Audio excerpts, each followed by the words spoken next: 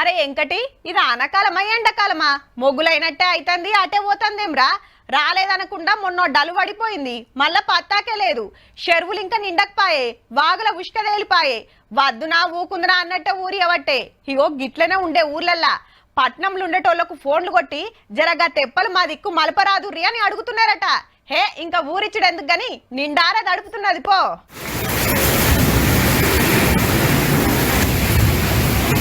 వాన దంచుడు వాగులు వంగుడు చిన్న రువ్వడి చూపిస్తలేదు మరి ఊర్లల్లా పొట్టు పొట్టు పడుతుంది.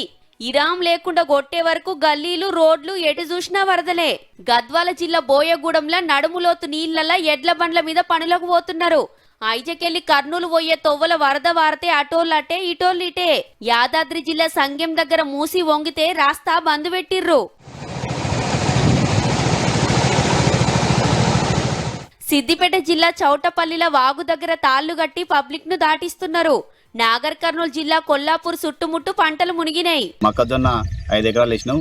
మొత్తం చేతికొచ్చే టైంలో మొత్తం నేలపాలై గాలి వాన బీభత్సానికి ఆడాడ పిడుగులు పడి పసులు జీవిడిచినాయి. ఇంకో 5 రోజులున్నాయట ఆనలు. జిల్లాల్లో ఇంకింత జోరుగా పడతాయని ఎల్లో అలర్ట్ పెట్టిండ్రు వాతావరణ శాఖోళ్ళు. రైతన్నలంతా ఎదురు చూడంగా వాగులు వంగి వానలు అందుకున్నాయి.